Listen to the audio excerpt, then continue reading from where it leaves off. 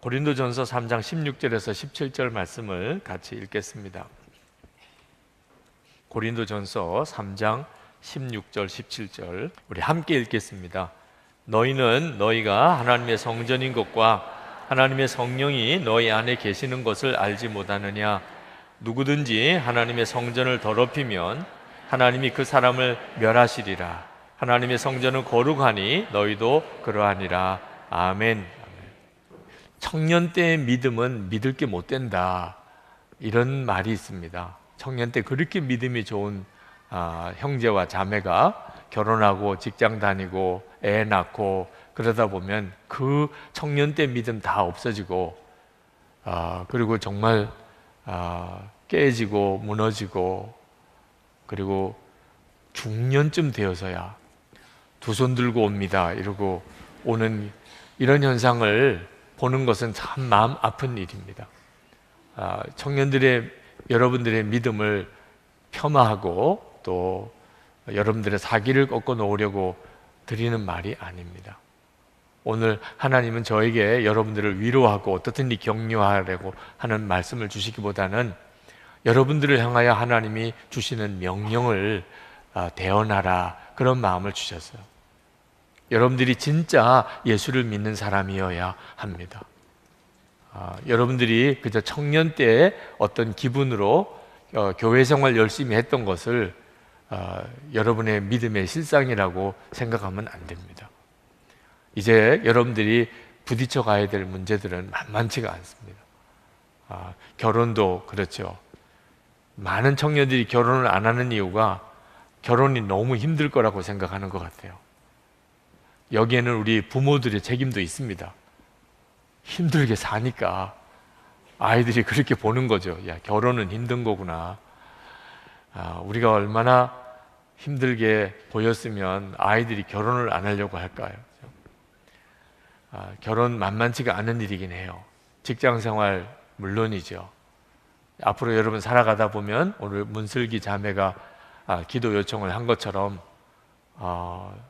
세상은 믿음으로 극복해 나가기가 너무나 어려울 만큼 그렇게 큰 벽처럼도 보입니다. 그런데 여러분 절대 오해하면 안 됩니다. 오해하면 복음이 그 정도밖에 세상은 큰데 예수님은 작고, 세상은 강한데 복음은 약하고, 절대 그렇지 않습니다. 여러분들이 세상에 나가서 또 결혼하고 직장생활 하면서 자꾸 무너지게 되는 이유는 예수님을 진짜 안 믿어서 그런 것입니다. 교회는 다녔을지 몰라도, 교회에 열심히 봉사는 했을지 몰라도 내가 진짜 예수님을 믿었었나, 그 점에 대해서 분명치 않아서 그렇습니다. 오늘 하나님은 우리에게 말씀하십니다. 하나님의 성전으로 살아라. 너희는 하나님의 성전이다. 아마 청년들이 다 들어본 말씀이에요. 문제는 내가 지금 하나님의 성전으로 살고 있나, 이게 문제인 겁니다. 말씀을 들었다 알았다가 중요한 게 아니고 내가 지금 하나님의 성전으로 살고 있는가 하는 거예요. 카일 아이들머니 나의 끝 예수의 시작이라는 책의 서문에 나에게 보내는 편지를 소개했습니다. 내가 나에게 편지를 하는 겁니다. 널 안지도 내 나이만큼 오래되었지. 형제보다도 가까운 친구가 있다고들 하는데 꼭 우리를 두고 하는 말 같아. 평생 많은 사람과 가까이 지냈지만 너와 난 떨어질 수 없는 사이야. 돌이켜보면 난 널 참 잘 대해줬어. 그렇지 않니? 내가 세상 누구보다도 널 가장 먼저 챙겼잖니. 나한테는 항상 내가 최우선이었어. 늘 내 접시에 가장 큰 과자를 놓았고 내 차를 가장 좋은 주차 공간으로 안내했지. 어느 곳을 가나 가장 푹신한 의자에 널 앉혔고 말이야. 학교에서도 내가 좋아하는 것을 챙겨주려고 애썼지. 넌 특히 관심을 좋아했어. 그래서 난 모든 관심을 내게 집중시키려고 별짓을 다 했지. 요즘은 인터넷 덕분에 일이 좀 수월해졌어.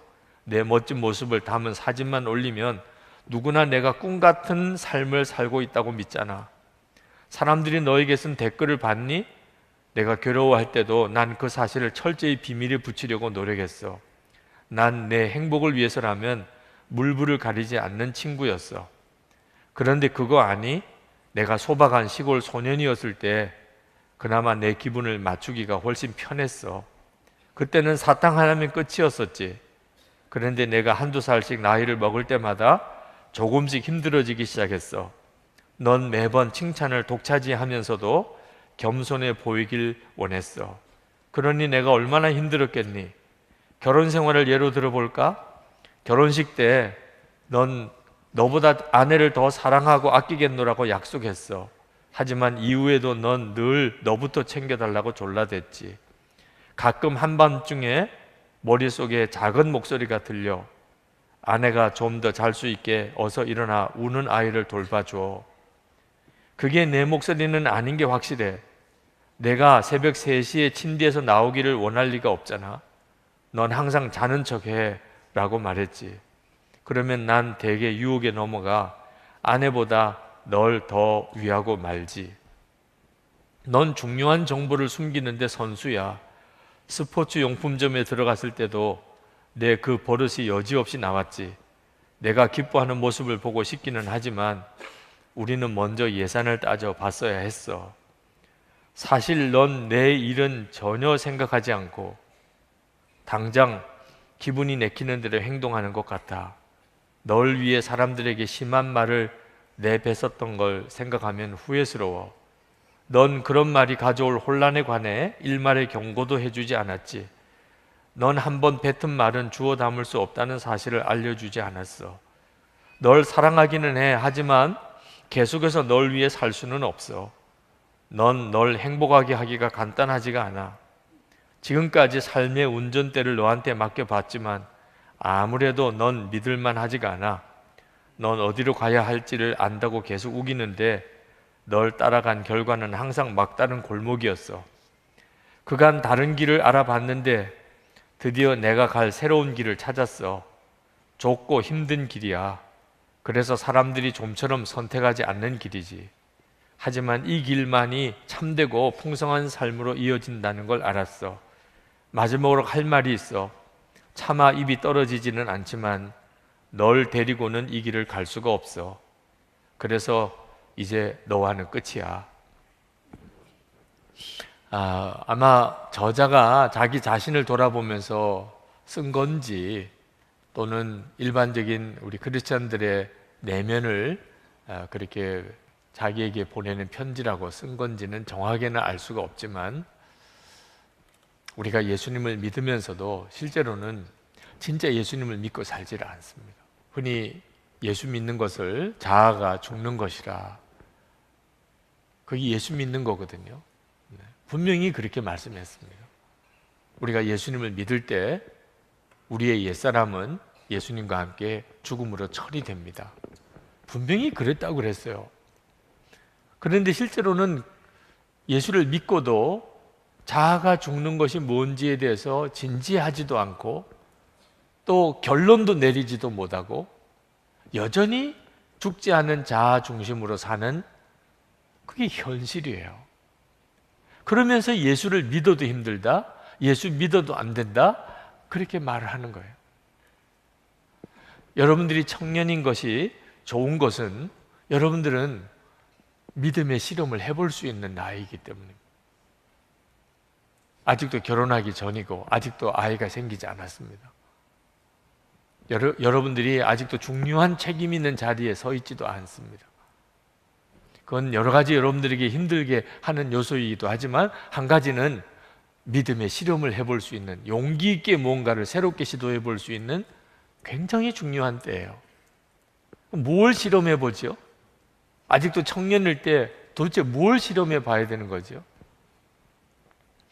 정말 예수님 안에서 우리가 죽고 그리고 예수님으로 사는 것입니다. 성경은 우리를 하나님의 성전이라고 그렇게 말합니다. 고린도전서 3장 16절 오늘 말씀에 너희는 너희가 하나님의 성전인 것과 하나님의 성령이 너희 안에 계시는 것을 알지 못하느냐. 여러분, 이 말씀은 엄청난 말씀입니다. 하나님의 성령이 너희 안에 거하시는 것을 알지 못하느냐? 너희가 하나님의 성전인 걸 알지 못하느냐? 여러분, 이 예배당이 얼마나 큽니까? 그러나 이 예배당은 진정한 의미에서의 성전이 아닙니다. 여러분은 이 예배당에 비하면 아주 작아 보이죠? 그런데 여러분이 훨씬 더 이 예배당보다 큰 존재예요. 여러분이 성전이니까. 하나님이 여러분 안에 거하신다는 거예요. 그런 사람이 된 거예요. 그런데 안타깝게도 내가 그런 사람이 되었다는 것에 대한 믿음이 없어요. 듣기는 들었어요. 내가 믿음으로 반응하지 않습니다. 예수님을 믿어도 이런 표현을 쓰지만 실제로 예수님을 믿어보셨나요? 정말 예수를 믿어보셨어요? 한 번이라도 제대로 예수님을 믿어본 적이 있나요? 청년 때는 이제 정말 치열하게 그 질문을 해야 합니다. 여러분에게 주어진 삶이 만만치가 않을수록 해결의 길은요, 예수님과의 관계에 있는 거예요. 세월이 만만치가 않으니까, 이제 청년이 되어 보니까 이게 세상이 만만치가 않구나 경험해 보았잖아요. 그러니까 이젠 진짜 예수님을 건성으로 믿지 말고 정말 제대로 믿어야 하는 겁니다. 오늘은 여러분에게 이 한 가지로 여러분에게 말씀을 드려요. 여러분이 하나님의 성전인 것에 대해서 분명히 하자는 겁니다. 믿어지지가 않습니다. 하나님의 성령이 내 안에 계시고 내가 하나님의 성전이라는 게 체험되지 않습니다. 그러면 그냥 돌아가야 되나요? 정말 하나님께 매달려야 되는 거죠. 분명히 말씀을 그렇게 하셨잖아요. 하나님이 내 안에 오셨잖아요. 멀리 하늘에 계신 게 아니란 말입니다.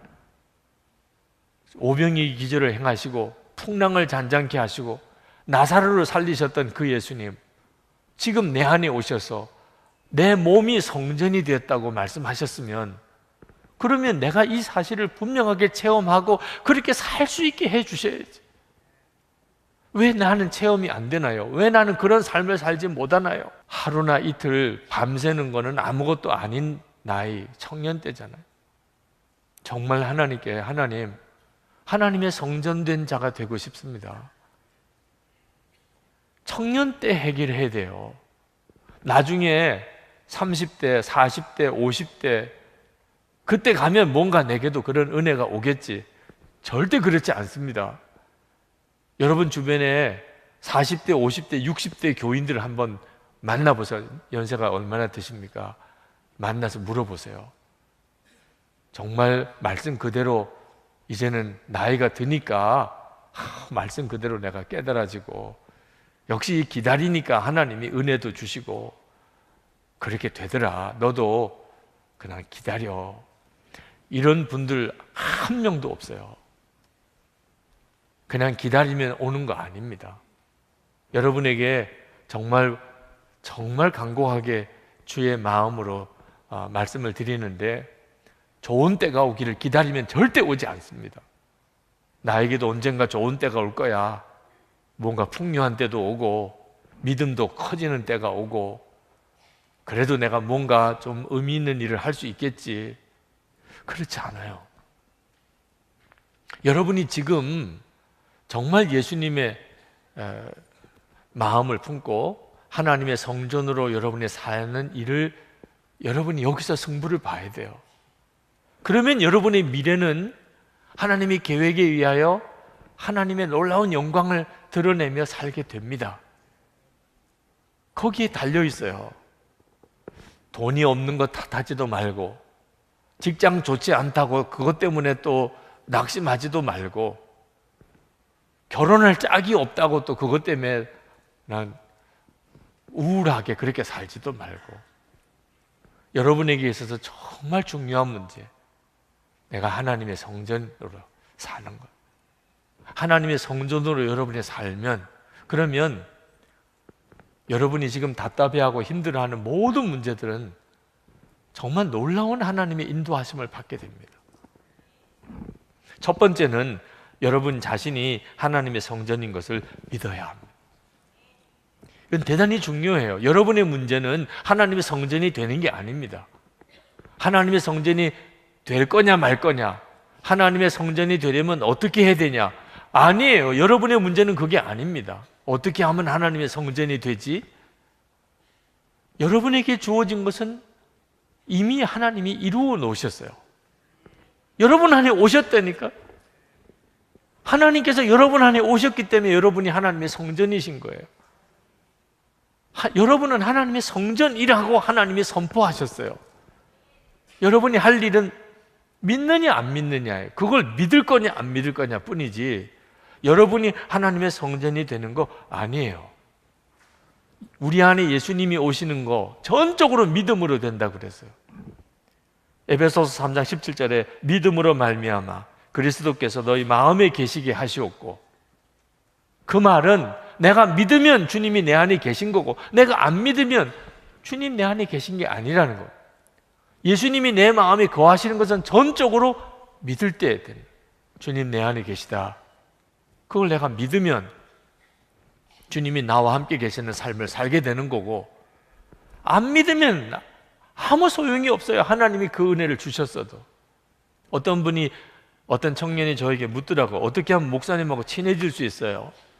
목사님하고 친한 사람들 보면 너무 부러워요. 어떻게 하면 목사님하고 친해질 수 있나요?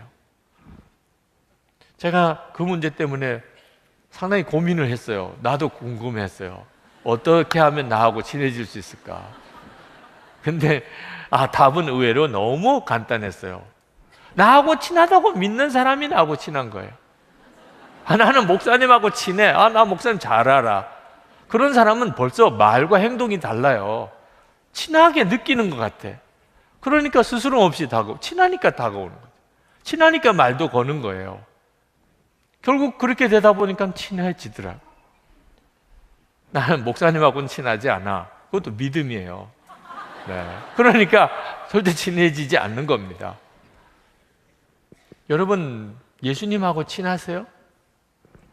그건 도대체 어디서 결정나는 거죠? 믿음이라니까요. 나는 예수님하고 친해. 내 안에 오셨는데 이보다 어떻게 더 친해요? 내 안에 오셨는데 여러분 안에 오시지 않았다면, 그러면 주님과의 관계는 참 복잡하고 정말 생각도 많이 해봐야 되고 주님께 가서 물어도 봐야 돼요. 그런데 지금 내 안에 오신 게 사실이라면, 그러면 이건 뭐 친하고 말고도 없잖아요. 여러분 성찬하셨잖아요. 주님과 한 몸이잖아요. 이제 우리가 할 일이 뭐죠? 믿는 거죠. 난 주님과 너무 친해. 친할 정도가 아니야. 한 몸이라니까. 나는 하나님의 성전이야. 그건 믿음의 문제예요. 내가 어떻게 하면 하나님의 성전이 될까? 아니에요. 나는 하나님의 성전이야. 첫 번째예요. 이 믿음이 없는 거예요. 많은 청년들이. 나는 하나님의 성전이다. 이 믿음이 없으니까 하나님의 성전으로서의 삶을 못 사는 거예요. 이게 준비 안 되면 아무리 기다려봐요, 여러분의 인생에 하나님의 역사가 나타나나. 고린도후서 13장 5절에 너희는 믿음 안에 있는가? 너희 자신을 시험하고 너희 자신을 확증하라. 예수 그리스도께서 너희 안에 계신 줄을 너희가 스스로 알지 못하느냐? 그렇지 않으면 너희는 버림받은 자니. 처음 이 말씀을 제가 읽었을 때는 안 믿어졌어요. 예수님이 내 안에 계신 게. 그냥 믿는 척 했습니다. 근데 지금은 정말 믿어요. 믿어져요, 그냥. 지금도 주님 우리 가운데 계세요. 마태복음 18장 20절에 두세 사람이 내 이름으로 모인 곳에는 나도 그들 중에 있느니라. 처음에는 이 말씀 안 믿어졌어요. 두세 사람이 예수님의 이름으로 모이면 예수님도 같이 계신다. 같이 계시겠지. 그런가 보다. 그렇다고 말씀하셨어. 그런 정도지 정말 여기 계시구나. 그런 믿음은 없었어요. 근데 지금은 믿어져요. 우리가 조금 전에 뜨겁게 찬양하고 뜨겁게 기도하고 오늘 이 시간 여러분 이렇게 모인 것 전체가 다 주님이 하시지 않았다면 있을 수가 없어요. 예수님께서 우리를 이렇게 이끌지 않으면 이 모임은 불가능해요. 지금은 주님이 역사하시는 것을 우리가 계속 보고 있는 거예요. 여러분이 하나님의 성전인 것을 느끼고 믿으려고 그러면 죽을 때까지 못 믿어요. 먼저는 믿음이에요. 믿을 수 있는 근거는 너무 분명해요. 아, 내가 하나님의 성전이구나. 이 예배당보다 내가 훨씬 더 크고 중요하구나. 하나님이 내 안에 계시구나. 내 안에 사시는구나. 여러분이 뭐 누구 집 자녀고, 여러분이 뭐 공부를 얼마나 잘하고, 여러분이 가진 재산이 얼마고, 그거 비교가 돼요? 하나님이 여러분을 성전 삼아 여러분 안에 오셨는데 불평하고 원망할 게 하나도 없어요. 믿으면, 내가 하나님의 성전이라는 게 정말 내게 믿어지면, 그러면 지금보다도 형편이 10배나 더 어려워도 상관없어요. 두 번째는 하나님의 성전을 깨끗하게 지켜야 한다는 것입니다. 여러분, 우리의 문제는요, 하나님의 성전을 깨끗하게 지키느냐, 더럽게 내버려 두느냐, 그거 문제예요. 청년 여러분, 여러분들의 삶의 가장 중요한 과제는요, 하나님의 성전인 게 여러분의 몸인데 그걸 깨끗하게 지키느냐, 더럽게 내버려 두느냐. 하나님의 성전인 것을 믿지 못하니까 대부분 청년들이 하나님의 성전을 더러움에 내버려 둡니다. 여러분, 이 예배당에 누가 들어와서 술을 마시고 담배를 피고 온갖 욕설을 하고 음란한 짓을 하면 아마 여러분들이 참지 못하고 막 그 사람들을 끌어낼 겁니다. 아니, 예배당에서 이게 무슨 일이냐. 아니, 건물로 지은 예배당도 누구나 들어와서 함부로 못하고, 만약 여기서 난잡한 일을 하면 뭐 우리 스스로가 막 참지 못해서 끌어낼 정도인데, 예배당 건물보다도 비교할 수 없이 중요한 내 몸, 하나님의 성전이거든요. 이건 진짜 깨끗하게 지켜야 돼요. 우리가 해야 될 일은 깨끗하게 지키는 거라니까. 하나님의 성전 되게 한 것은 하나님이 하신 일이고, 이제 여러분들이 하실 일은 그 성전된 여러분을 깨끗하게 지키는 거라니까. 여러분, 누가 여러분 안에 만약에 어떤 더러운 것이나 음란한 것이나 무슨 악한 것이나 이런 것들을 여러분의 마음에 넣어주려고 하면 여러분이 알아야 돼요. 이건 내가 살고 죽는 문제에 달려있는. 고린도전서 3장 17절에 누구든지 하나님의 성전을 더럽히면 하나님이 그 사람을 멸하시리라. 하나님의 성전은 거룩하니 너희도 그러하니라. 여러분이 명심할 말씀이에요. 내 몸을 더럽히면 그럼 하나님이 멸하시겠다. 왜 그렇게 하나님이 엄하시죠? 성전이 되었으니까. 하나님의 성령이 임하시는 성전이 되었으니까 그렇게 엄하게 말씀하시는 겁니다. 예수님을 영접했다면 이제는 더 이상 여러분의 몸은 여러분의 몸이 아닙니다. 이제는 하나님의 성전이에요. 이제는 내 몸을 더럽히는 게 아닙니다. 하나님의 성전을 더럽히는 거예요. 내가 더럽힌 게 아니고 다른 사람이 나를 더럽혀도 마찬가지예요. 깨끗하게 지키지 못한 거죠.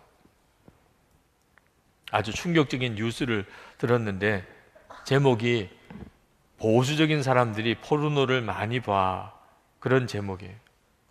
미국의 이야기입니다. 미국의 가장 보수적이고 그리고 또 아주 신앙적인 사람들이 모인 주가 유타주라고 합니다. 항상 유타주가 가장 보수적인 도시 평가에 1, 2위를 차지하는 주입니다. 종교인들이 많고. 그런데 미국에서 온라인 성인물을 가장 많이 보는 도시가 또 유타주예요. 가장 경건한 사람들이 많이 모인 곳에 가장 음란물을 보는 사람이 또 많다. 이거 우리 기독교인들이 대부분 이 문제에 걸려 있습니다. 왜 그럴까요? 실제로 음란한 일을 하는 것보다는 그게 나으니까 이렇게 생각을 하는 거예요. 세상 사람들처럼 뭐 술집에 가서 아무 여자나 그렇게 같이 자고 그렇게 방탕한 생활, 그건 절대 안 되지. 근데 우리 속에는 욕구는 있고, 그러니까 집에 가서 몰래 혼자 있을 때 음란물을 보는, 그렇게 빠져요. 그러면서 마음에는 어떻게 위안하죠? 아유, 이게 그래도 나아.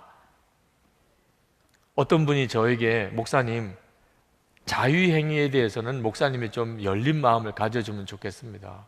그분은 중년이세요. 그분의 논리는 이런 논리예요. 출장을 가거나 이렇게 되면 그러면 유혹을 받는데요. 그래서 자기는 자유행위를 한대요. 그러면 어떤 성적인 욕구가 줄어드니까 그런 부끄러운 짓은 안 하게 된다는 거예요. 목사님, 이건 긍정적인 효과잖아요. 그분이 놓치고 있는 게 뭔지 아십니까? 마음이 훨씬 중요해요. 예수님이 내 마음에 오셨어요. 겉으로 죄 안 짓고 마음으로 짓는 죄는 그건 훨씬 나은 거다. 성경은 그렇게 이야기 안 했어요. 예수님은 그렇게 말씀 안 하셨어요. 마음의 음욕을 품은 자는 간음한 것과 똑같다고 그랬어요. 왜 그렇게까지 심각하게 말씀하시죠? 괜찮다고 생각하니까 끊어버리지 않는 거예요. 만약에 실제로 간음한 사람은 아마 예배당에 나와 앉아있으면 계속 죄책감에 괴로울 겁니다. 내가 나쁜 짓을 지었는데. 근데 실제로 간음한 일은 하지 않았어요. 그런데 마음에 음란한 생각을 품었어요. 아유, 뭐 누구나 다 그런 거지. 사람이 이 정도는 다 하는 거지.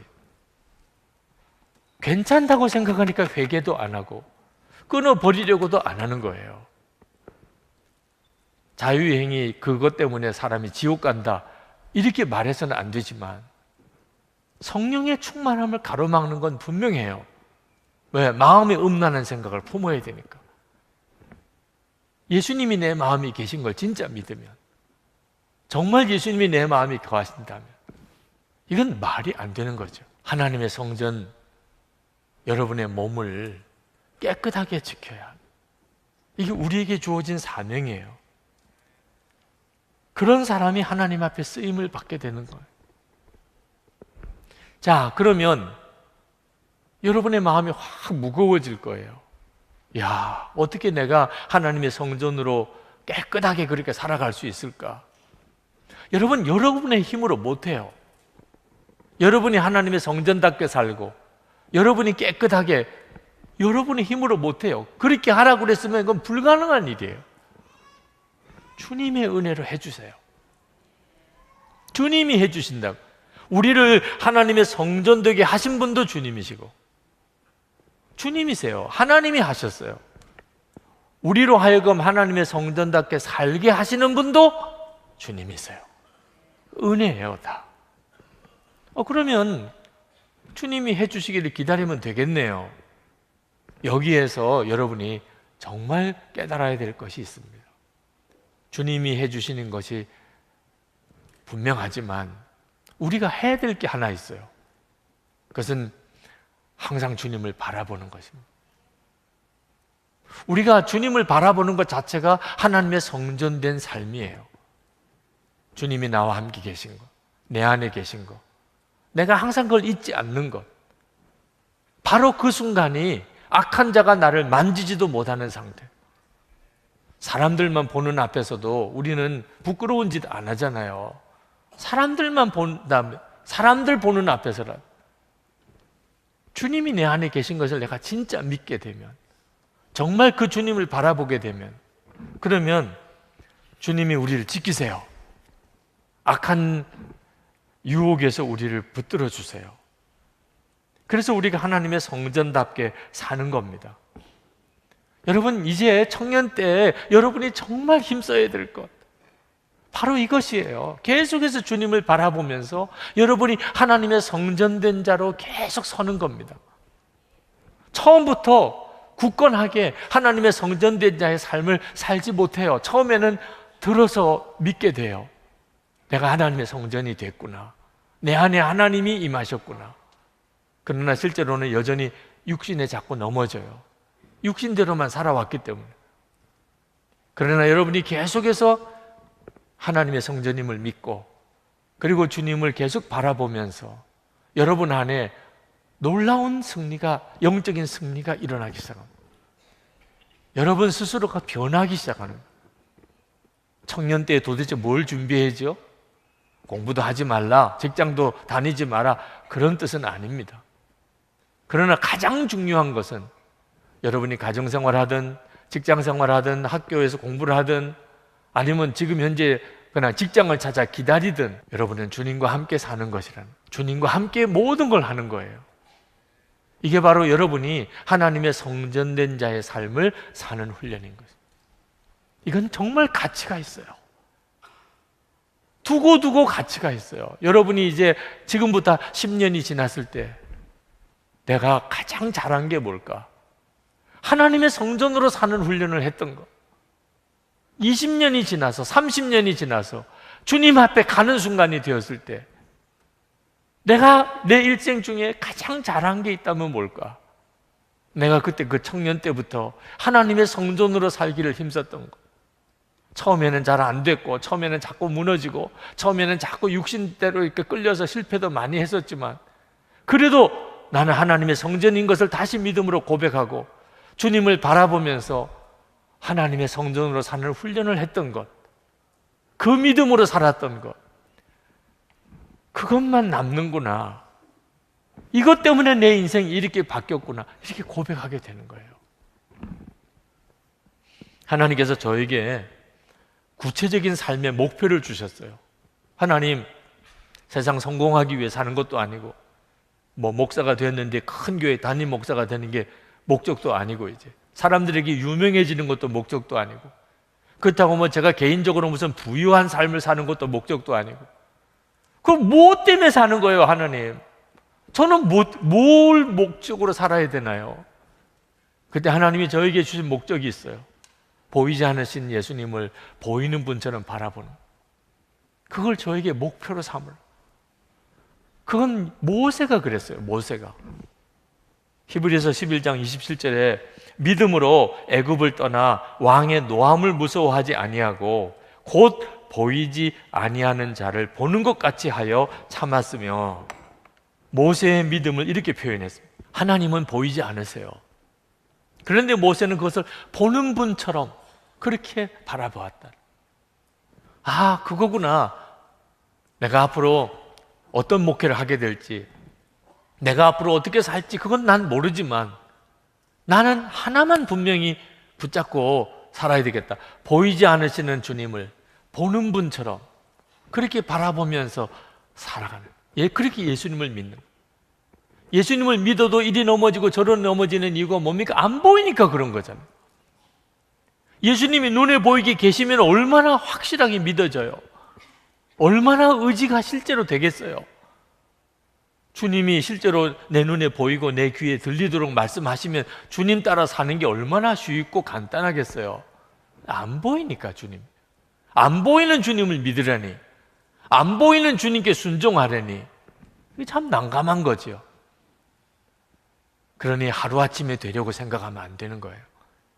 어느 날 기다리다 보면 그저 30 몇 살에, 40 몇 살에, 50 몇 살에 갑자기 그런 은혜가 내게 임해서 주님을 바라보게 되고 주님의 말씀을 듣게 되는, 아니라는 거예요. 그렇게 되는 게 아니라는 거예요.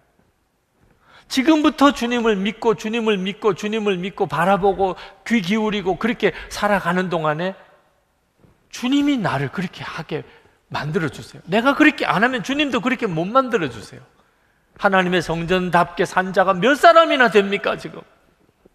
여러분 주변에 청년 여러분, 여러분 또래에 지금 하나님의 성전인 사람 몇 사람이나 돼요?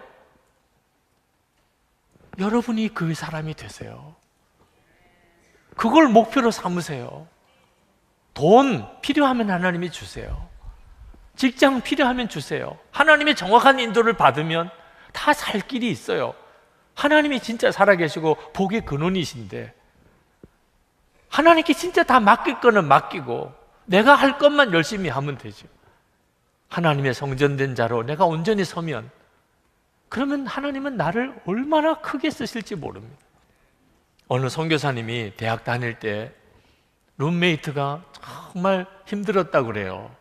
경우도 없고 또 무슨 예의도 없고 배려심도 없고 너무 이기적이고 그런 자매와 룸메이트가 됐습니다. 얼마나 짜증이 나고 하나님 앞에 그 자매로 인해서 원망을 했는지, 하루는 주님이 이렇게 응답하시더래요. 난 너의 친구잖아. 너는 나와 얼마나 다르냐. 그런데 나는 너의 친구잖아. 그 말씀에 그냥 확 꼬꾸라졌어요. 나는 그 경우가 없는 룸메이트를 그렇게 짜증내고 함께 하기 싫고 어떻든지 이 자매와는 방을 이제 달리 써야 되겠다 이렇게 생각하고 있는데 주님께 나는 어떤 존재일까? 생각해 보니까 이건 뭐 비교가 안 돼요. 그런데도 주님은 계속 나를 친구라고, 나를 떠나지 않으시고 늘 내 안에 계셨다.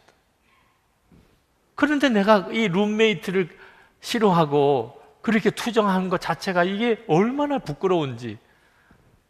그리고는 회개가 터졌어요. 그 다음부터는 룸메이트가 전혀 달리 보여요. 아, 나를 참으신 주님인데 내가 저 자매를 왜 못 참아? 주님이 나에게 하듯이. 그리고 그도 그 자매에게 그렇게 했다는 거예요. 여러분, 하나님의 성전되는 과정에서 주님은 우리를 이렇게 만드세요. 기도를 받으러 온 자매가 이런 이야기를 해요. 목사님, 저 너무 두려워요. 저 자신이 누군지 알 수가 없어요. 어떤 때는 너무 악하고 더러운 자기를 본대요. 또 어떤 때는 너무나 순결하고 사랑이 넘치는 그런 생각을 하기도 한대요. 완전히 이중인격자, 무서운 정신병자 같아.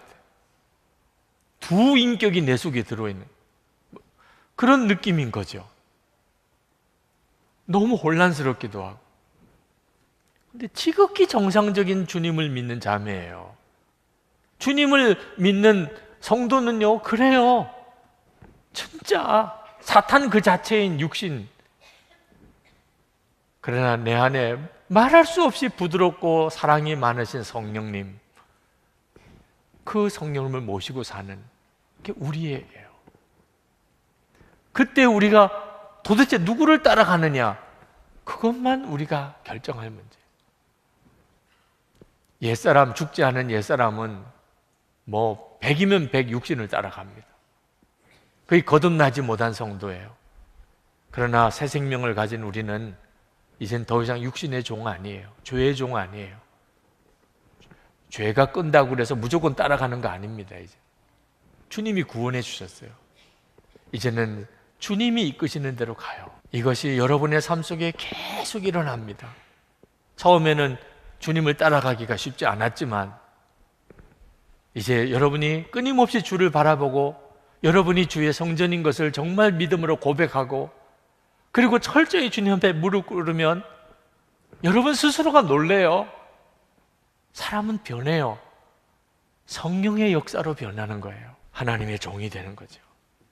저는 정말 제 안에 계시는 주님을 알기를 갈망했었어요.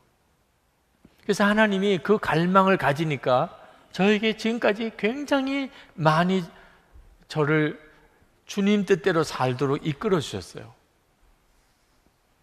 그걸 하나하나 이렇게 써보니까 꽤 많은 사건이에요. 한 번은 제가 신학교 다닐 때 대천덕 신부님이라는 그분의 책을 읽는데 정말 믿음 하나만 가지고 강원도 산골짜기, 그때 당시 1960년대 강원도 하사밀이라고 하는 산골짜기에 거기다가 나무로 집을 짓고 거기서 오직 기도만 하면서 하나님이 먹이고 입히고 그리고 기도에 응답하시는 것을 믿음의 실험을 해서 예수원이라는 것을 만들었다. 그때 제 마음속에 나도 교회 목회를 할 때 믿음의 실험실로 만들어 봐야 되겠다. 정말 예수님만 믿고 기도만 하면서 하나님은 어떻게 역사하시는지를 왜 꼭 강원도 그 산골짜기 가서만 해야 되나? 오히려 이 도시 한복판이 훨씬 더 믿음의 실험을 하기가 좋은 곳이잖아. 선교지를 방문하고 한국으로 돌아오는 귀국길에 선교사님을 공항에서 작별하고 오니까 마음이 아파요. 저는 이제 한국으로 돌아가는데 선교사님은 이 선교지에 그냥 남아 계셔요. 선교사님이 너무 애처로워 보이고 선교사님이 너무 불쌍하고 선교사님에게 너무 미안하고 그런데 비행기에 앉아서 하나님께 기도하는데 주님이 너무 선명하게 말씀하세요. 너도 선교지로 가는 거다. 저는 한국이 선교지인 줄 생각 못했어요. 너도 선교지로 가는 거야 지금. 여러분, 예수님의 사람 제자훈련 교재 맨 마지막 12단원 마지막 5과에 보면은 우리는 한국 선교사입니다 그렇게 나와서 수료증이 선교사 파송장이잖아요. 그날 주님이 저의 마음에 주신 거예요. 너도 지금 선교지로 가는 거야. 선교사님만 떼놓고 너 나라로 가는 거 아니야. 그러고 보니까 제 목회와 한국의 현실이 저기에 있어서는 선교지였어요. 선한목자교회를 청빙받던 그 달에 제가 전에 담임하던 안산광림교회에서 특별 새벽기도를 하고 있었어요. 그때 주제를 정해야 됐기 때문에 주제를 정했어요.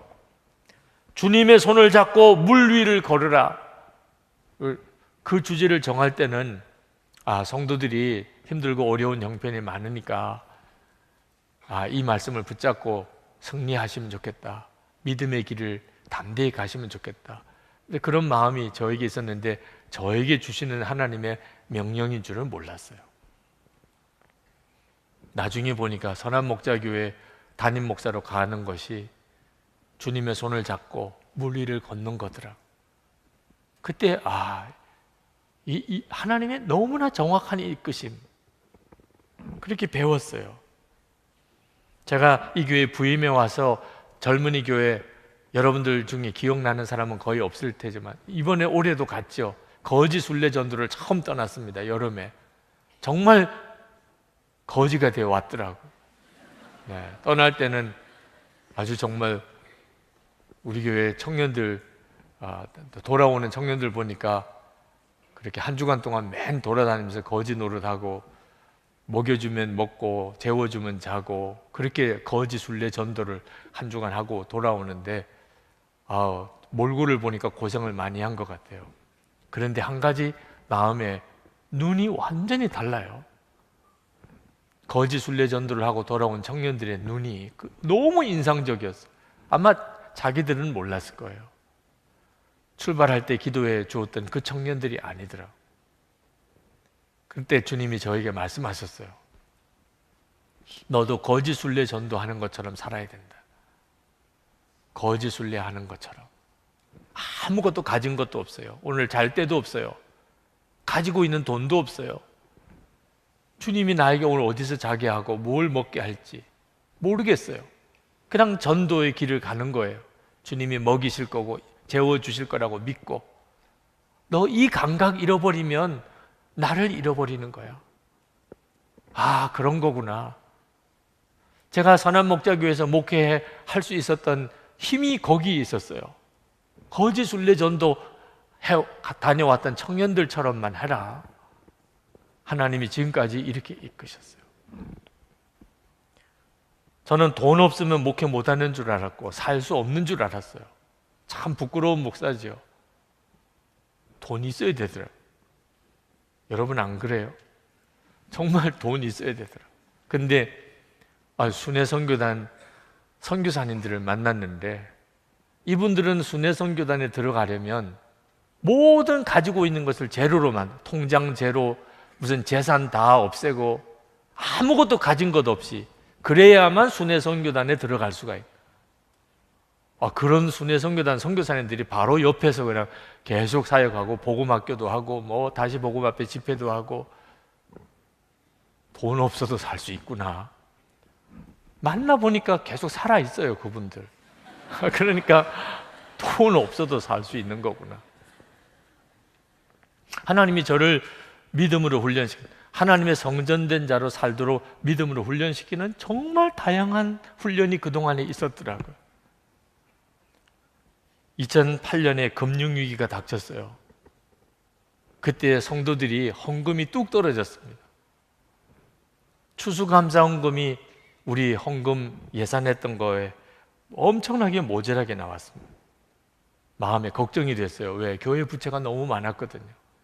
그때 당시에도 벌써 한 214억 정도가 교회 부채가 있었습니다. 근데 성도들이 건축원금을 할 수 있는 힘이 이제 뚝 떨어지게, 이자도 못 갚는 이런 위기가 오는 것 같은 어려움이 생겼어요. 제 마음에 너무너무 걱정이 되고, 교우들은 17년째 지금 건축원금을 하고 있어요. 교인들도 정말 어지간할 것 같아요. 나 같으면 다 도망갔을 것 같아요. 17년째. 근데 그때 기도하는 중에 하나님께서 책망하시더라고요. 너는 왜 교인들에게 구걸하듯이 헌금을 요청하냐? 제발 헌금해 주세요. 한 사람씩 100만 원씩만이라도 1년에 헌금해 주세요. 하나님은 그걸 엄청 기뻐하지 않으셨더라고요. 그때 하나님이 저에게 주신 마음은 기쁜 마음으로 정말 헌금하고 싶은 사람들의 헌금만 받으라. 그래서 그때 우리 교회에 독특한 건축 헌금 방법이 정해졌어요. 헌금하기를 기뻐하시는 분, 건축 헌금 하고 싶으신 분들만 1년에 딱 한 번 2월 첫째 주일 저녁 교회에 모여서 같이 기도하고, 그동안 헌금했던 것 받은 은혜 간증하고, 그리고 헌금 작정하는 것. 그게 이제 우리 교회 건축 헌금 방법이에요. 근데 그 2009년부터 시작해서 교회 원금이 삭감되기 시작했어요. 건축 부채 원금이 줄어들기 시작했어요. 그건 정말 기적이죠. 헌금하고 싶은 사람만 헌금한, 기쁜 마음으로 할 수 있는 사람. 그러니까 오히려 하나님이 교회 건축 부채를 줄여가기 시작해요. 아, 하나님이 내 안에 계시지. 하나님이 내 안에 계시다고 생각하면서도 자꾸 마음이 흔들리는, 하나님이 다시 다 잡아주고 다시 다 잡아주고. 우리 2006년에 이 예배당 건축 끝냈습니다. 너무 기뻐서 바깥에다 프랜카드를 걸었어요. 성정 건축 완공, 이렇게 오고 가는 사람들 다 보라고. 근데 제가 차를 타고 교회에 오다가 그걸 보는데 마음에 주님이 물으시더라. 너 저걸 보고 마음 아파하는 사람이 많은 거 아느냐? 깜짝 놀랐어요. 아니, 예배당 성정 건축 완공이라고 이거 붙였는데 마음 아파하는 사람이 누굴까요? 우리 교회 주변에 있는 작은 교회 목회자들. 아, 저 큰 교회가 하나 또 새로 생겼구나. 작은 교회 목회자들은 그걸 오고 가면서 볼 때마다 얼마나 마음이 힘든 줄 아냐? 너 교인이 없는 교회 목회자의 마음을 아냐? 하나님, 제가 교회가 부흥되면 교인들을 다 그 작은 교회로 가서 예배 드리도록 해보겠습니다. 그때 하나님이 말씀하시기를, 지금 당장 못하겠냐? 아직은 교인이 그렇게 많지 않습니다. 지금 예배당은 한 3,000석 가까이 되는데, 그때 당시 교인이 한 1,300명 정도, 총 다 해도 1,300명. 여기 다 앉아도 지금 예배당 반도 안 차는 그런 거, 그걸 또 3부 예배로 드려야 되니까 사실 본당 짓고 난 다음에 한동안 얼마나 썰렁했는지 몰라. 지금 모인 인원들만큼 예배 드려보지도 못했어요. 그런데 너 지금부터 보내라. 교회 교인이 다 차고 난 다음에 보내려고 하지 말고 2006년도부터 보낸 거예요. 우리 교회 주변에 미자립 교회, 교인 없는 교회, 우리 교우들 속회 한 속회씩 가서 주일 예배 드리고 돌아오고. 그러다가 하나님이 너 한 걸음 더 나가라. 이제 이 교회 권사 장로가 되려면 반드시 형제교회 1년 동안 가서 그 교회 섬기고 온 사람만 이 교회의 중직자가 될 수 있다. 그것도 참 어려운 결단이죠. 하나님이 지금까지 저를 이끄신 과정을 가만히 보면 하나님이 주인 되시는, 하나님이 결정하시면 무조건 순종하는 삶, 그리고 하나님의 역사를 경험하게 하는 과정이었어요. 제게 제 인생의 목표 하나 뚜렷하게 주신 거, 보이지 않으신 주님, 보는 분처럼 바라보는. 저는 제 삶을 살아 마무리하는 동안 크게 무언가 많이 할 수 있는 게 없다고 하는 사실을 깨달았어요. 하나 제대로 하면 정말 다행이라. 근데 진짜를 이제 붙잡아야 되는 거예요. 쓸모없는 거 붙잡았다가는 얼마나 후회가 되겠어요.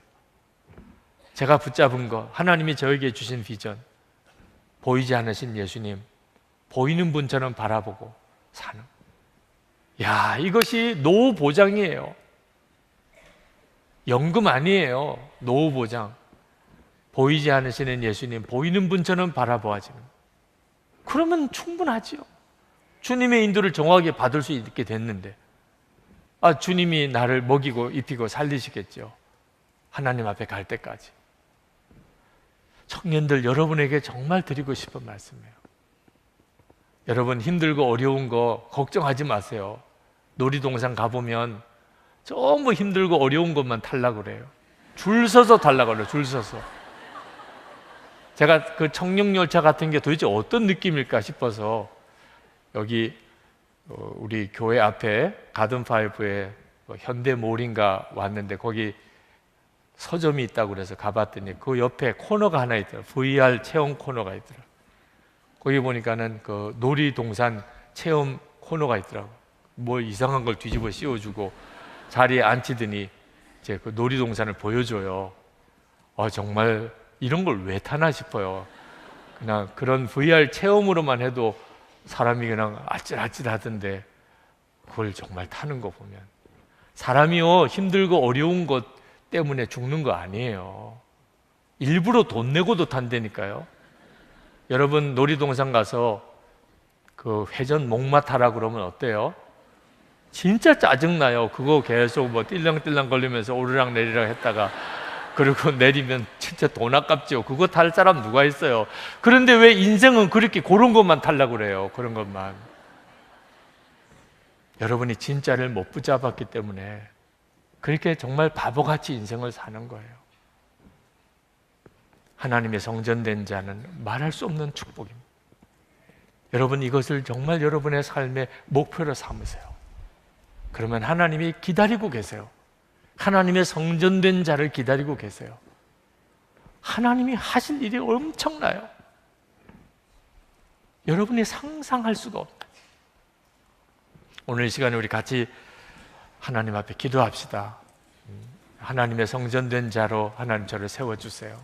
아직까지 그 점에 대해서 자신이 없으면 오늘 진짜 주님을 붙잡고 주님 붙잡고 늘어져야 돼요. 여러분 잠을 자도 잊어버리지 않는 소원이 되어야 돼요. 밥을 먹어도 하나님의 성전된 자로 살게 해주세요. 그렇게 해야 돼요. 짝을 만나도 하나님의 성전된 자를 짝으로 만나세요.